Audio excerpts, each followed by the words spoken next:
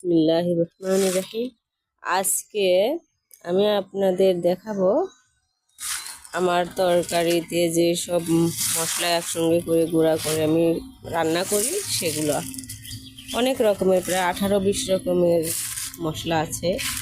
যেমন প্রথম নাম্বার হচ্ছে, এটা হচ্ছে তেজপাত, এটা জিরা,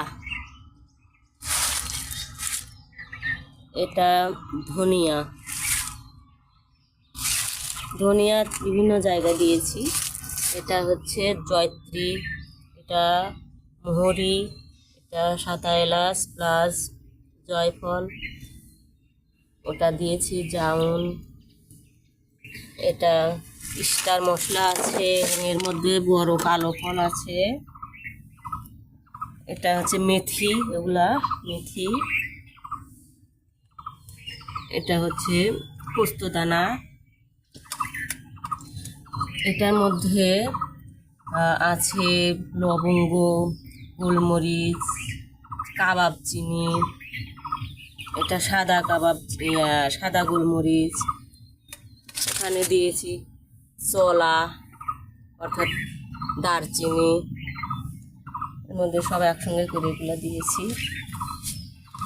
আরও 2-3 রকমের আমার শুকানো আছে, সেগুলা যেদিন আমি গুঁড়া করব সেগুলো সব একসঙ্গে করে গুঁড়া করবো। অর্থাৎ 18-20 রকমের মশলা আমার আছে এর মধ্যে। এগুলো ছাড়া আর কি আমাদের তরকারি আর মুখে স্বাদ লাগে না, কারণ হচ্ছে অভ্যাস হয়ে গেছে। এইরকম করে যদি গুঁড়া করেন, এগুলো সমস্ত কিছু একসঙ্গে করে একদিকে আপনি ফ্রেশ মশলার গুঁড়াটা খেতে পারবেন, আর একদিকে সুস্বাদুও হবে। কারণ বাজারের মশলার গুঁড়া যদি কিনতে যান, ওর মধ্যে অনেক কিছু মিক্সচার থাকে, ওগুলো পেটে সমস্যা করবে। এভাবে বাজারে গিয়ে একদম লিখে নিয়ে গিয়ে ওগুলো কিনে নিয়ে আসলে